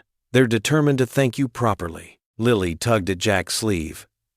"Grandpa, you have to come. I helped make the banner." Sure enough, a hand-painted banner hung across the entrance. "Thank you, Jack Turner, our town's hero." The letters were wobbly, decorated with glitter and star stickers. Clearly, Lily's handiwork. By early afternoon, it seemed the whole town had packed into the Veterans Hall. Jack sat uncomfortably in a chair at the front, Michael and Lily beside him. The mayor stepped up to a makeshift podium, clearing his throat. "Sometimes," he began, "it takes a crisis to remind us who we really are. This town forgot something important. We forgot how to stand together. We forgot how to see the quiet heroes walking among us." Jack listened as the mayor recounted not just the recent events with Michael, but reached back further, to Jack's service in Vietnam, to the lives he'd saved, to the decades of quiet dignity with which he'd carried himself. Stories Jack thought no one remembered or cared about anymore. One by one, townspeople stood to speak. Mrs. Peterson from the library recalled how Jack had fixed her roof last winter, refusing payment.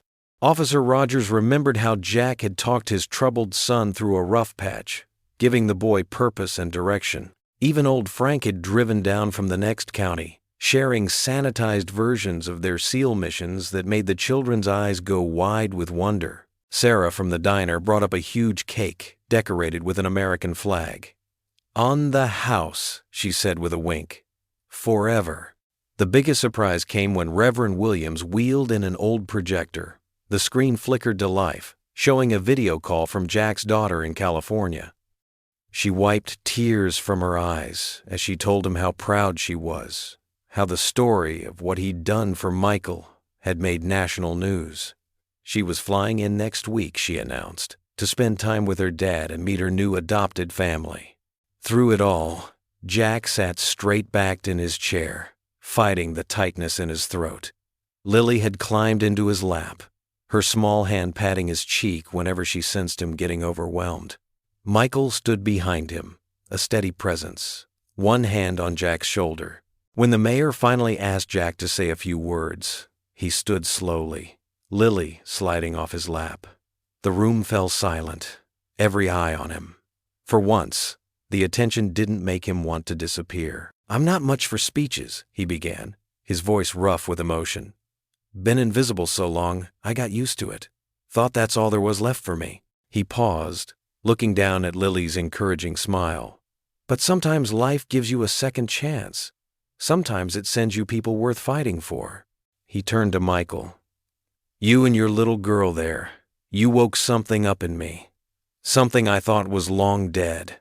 Made me remember what it means to have a family, to have a purpose." Looking out at the gathered faces that now saw him, really saw him, Jack felt decades of loneliness beginning to lift. These weren't just townspeople anymore. They were his community, his people. "Thank you," he said simply, and sat back down. The applause was deafening. People surged forward to shake his hand, pat his back, offer hugs. Lily beamed up at him, proud as any granddaughter could be. Michael stood at attention, offering a crisp salute that other veterans in the room quickly matched. For the first time in longer than he could remember, Jack Turner stood tall, seen and appreciated by all. The weight of invisibility, of being forgotten, lifted from his shoulders. He wasn't just the old veteran who lived alone anymore. He was Jack Turner, father, grandfather, hero, friend. He was home. Jack stood in his bedroom, surrounded by cardboard boxes and memories. Sunlight streamed through the window, highlighting dust motes dancing in the air as he carefully wrapped his wife's photograph in soft cloth. His weathered hands trembled slightly as he placed it in a box marked, "Important." "Need any help with that, sir?" Michael's voice came from the doorway. He stood there in jeans and an old t-shirt, ready for moving day. "I'm managing," Jack said, but smiled at the offer. "Though these old bones aren't what they used to be." "Grandpa! Grandpa!" Lily burst into the room, her pigtails bouncing. "I found the perfect spot for your special chair in our living room. Come see." Jack chuckled. "Let me finish packing this box first, sweetheart." He looked around the bedroom that had been his sanctuary for so many years. The walls were bare now, the familiar pictures packed away. It felt strange, but not sad. Instead of emptiness, his heart was full of anticipation. Michael stepped in and picked up a box. "You know, we could have hired movers." "Nonsense," Jack replied, sealing another box with tape. "A Turner handles his own business." "You're really stubborn, you know that?"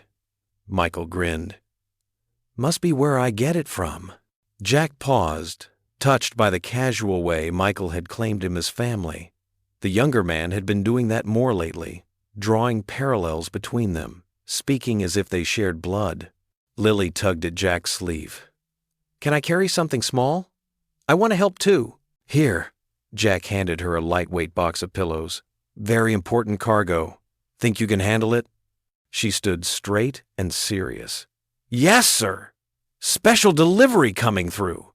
She marched out with exaggerated care, making both men laugh. The moving process took most of the morning.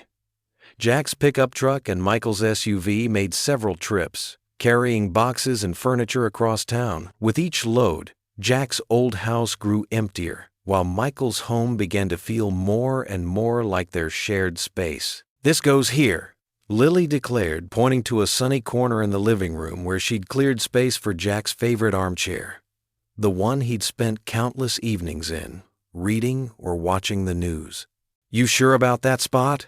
Jack asked, though he had to admit the natural light was perfect for reading. "It's the best chair spot in the whole house," Lily insisted.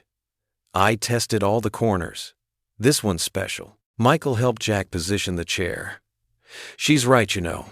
Best view of the TV, close to the kitchen for coffee runs. And you can keep an eye on everything from here." Jack sank into the familiar cushions, feeling how right it felt in this new space. Lily immediately climbed into his lap, as if christening the spot as their official storytime location. The afternoon passed in a blur of unpacking and organizing. They worked together, finding places for Jack's belongings among their own. His coffee mug found a home next to Michael's in the kitchen cabinet. His books filled an empty shelf in the living room. His clothes hung in the closet of what was now his room, formerly Michael's home office, transformed into a comfortable bedroom. "Dad," Michael called from the hallway, then caught himself. The word hung in the air between them, spoken for the first time without thinking. He cleared his throat. Jack, where do you want these photo albums?" Jack's heart swelled at that simple word, "Dad." He pretended not to notice Michael's embarrassment, keeping his voice steady. "Top shelf of the bookcase would be fine." As evening approached, delicious smells began wafting from the kitchen. Michael had insisted on cooking a special dinner to celebrate their first night as a proper family. Jack sat in his chair, helping Lily with her homework while the sounds and scents of home filled the air. "Dinner's ready," Michael called out. "Hope you like lasagna. It's my specialty."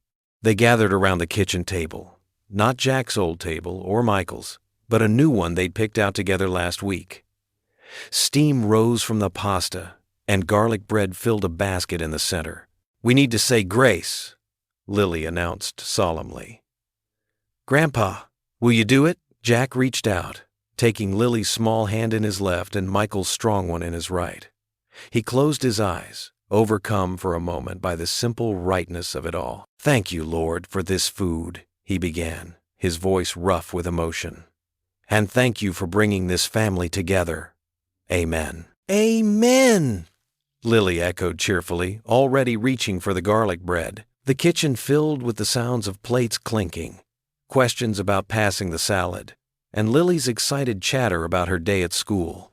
Jack watched Michael serve generous portions, noticed how he'd remembered Jack's preference for extra cheese, just as Jack noticed he'd automatically poured Michael's water with no ice, just the way he liked it. Laughter bounced off the walls as Lily told a story about her friend's new puppy, complete with animated gestures that nearly knocked over her milk. Michael caught the glass just in time, sharing a knowing look with Jack over her head. Jack sat back, fork paused halfway to his mouth, taking in the scene. The warm yellow light of the kitchen lamp illuminated their faces.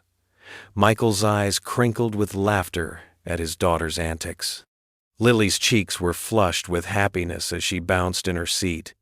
This was what he'd been missing all those years, not just company, but belonging. Not just a house, but a home. Lily caught him watching and smiled, marinara sauce on her chin. "Isn't this the best, Grandpa?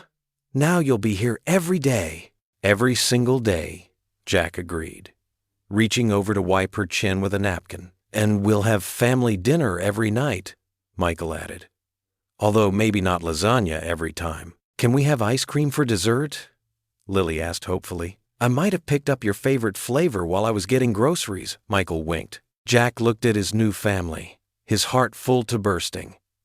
The empty house he'd left behind didn't matter anymore. This was where he belonged, in this kitchen, with these people, sharing jokes and stories and simple meals made with love. This was the family he was meant to find. The elementary school auditorium buzzed with excitement.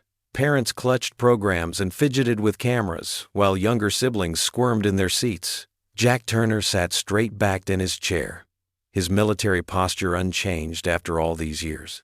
He wore his best blue button-down shirt, and the tie Lily had picked out for him, decorated with tiny yellow stars because, as she'd said, "You're a star, Grandpa." Michael sat beside him, both men scanning the red velvet curtain for any glimpse of Lily. The spring play, The Wizard of Oz, had drawn what seemed like the entire town. Jack recognized faces that months ago had turned away in judgment. Now they offered warm smiles and respectful nods. "She's been practicing her lines nonstop," Michael whispered, pride evident in his voice. "Even in her sleep, I swear." Jack chuckled softly.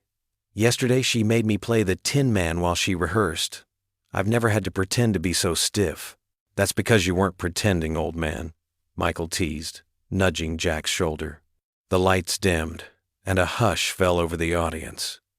The principal walked onto the stage, welcomed everyone, and introduced the play. Jack's heart swelled with anticipation. He'd never imagined he'd be here, waiting to watch his granddaughter perform, surrounded by family and community instead of sitting alone in his old house. The curtain rose, revealing a cardboard Kansas farmhouse in paper tornado. Children in elaborate costumes shuffled onto stage, and there she was, Lily, dressed as Dorothy, her braids perfectly plaited and red shoes gleaming under the spotlight. She searched the crowd until her eyes found Jack and Michael. Her face lit up with a brilliant smile, and she gave them a tiny wave that wasn't quite in character for Dorothy. Jack raised his hand slightly, returning the wave. He heard several ahs from nearby parents, but he didn't care. Gone were the days of trying to remain invisible. Lily delivered her lines with confidence, her voice clear and strong. "There's no place like home," she declared, and Jack felt those words deep in his soul. He watched her skip down the yellow brick road, making friends with her fellow actors, facing down the Wicked Witch, and finally finding her way back home. During intermission, Michael went to get them both coffee from the refreshment table. An elderly couple stopped to chat with Jack. "Your granddaughter is wonderful," the woman said warmly. "Such a natural talent," Jack beamed. "Thank you. She's been working very hard." "We've heard what you did for your son-in-law," the husband added, "standing up against those contractors, clearing his name. This town needs more men like you." Jack nodded humbly, still uncomfortable with praise, but learning to accept it. Michael returned with the coffee, and they all chatted until the lights flickered, signaling the second act. The play concluded with thunderous applause. Parents rushed forward with flowers and cameras, creating a cheerful chaos. Lily burst through the crowd, still in her Dorothy costume, and launched herself into Jack's arms. "Grandpa, did you see me? Did you hear all my lines?" Her eyes sparkled with excitement. "Every single one," Jack assured her, holding her close. "You were the best Dorothy I've ever seen. Even better than Judy Garland?" she asked seriously. "Well now, let's not get carried away," Jack teased, making her giggle. A group of Lily's classmates approached, wide-eyed and curious. One little boy pointed at Jack. "Is that really your grandpa? The hero?" Lily stood tall, still holding Jack's hand. "Yes, this is my grandpa, Jack, the bravest man I know." She turned to her friends with pride. "He was a Navy SEAL, and he saved my daddy and lots of other people too." Jack felt tears prick at his eyes as Lily continued telling her friends about him. Not stories of war or violence, but about how he helped her learn to ride a bike, how he made the best pancakes, and how he never broke a promise. More parents gathered around, and Jack found himself shaking hands and accepting thanks. Michael stood nearby, watching with a knowing smile. This was a far cry from the invisible man who used to hide in the corner of the diner. "Time to head home, Princess," Michael finally announced. "Grandpa promised to make his famous spaghetti for dinner, remember?" Lily cheered, still holding Jack's hand. Michael took her other hand, and together they walked toward the exit. The evening air was warm and sweet, with the scent of spring flowers. Their shadows stretched long across the school parking lot, 3 figures linked together. Jack felt the gentle pressure of Lily's small hand in his, the steady presence of Michael beside them. He thought about the word home, how it had once meant an empty house full of memories, and how now it meant family dinners, bedtime stories, morning coffee with Michael, and Lily's artwork covering the refrigerator. They reached the car, but before letting go of their hands, Jack paused. He looked at his daughter's drawing pinned proudly to the school bulletin board as they passed. 3 stick figures holding hands, just like they were now. Below it, in careful second-grade handwriting, she'd written, "My family." In that moment, Jack Turner knew with absolute certainty that he would never be invisible again. He had found his way home. What would you do if you were in their place? Comment your answer below and let's see how you'd rewrite the ending. If you enjoyed the story of Jack Turner, I handpicked the next story that you will enjoy. Please don't miss this one. Click here to watch it.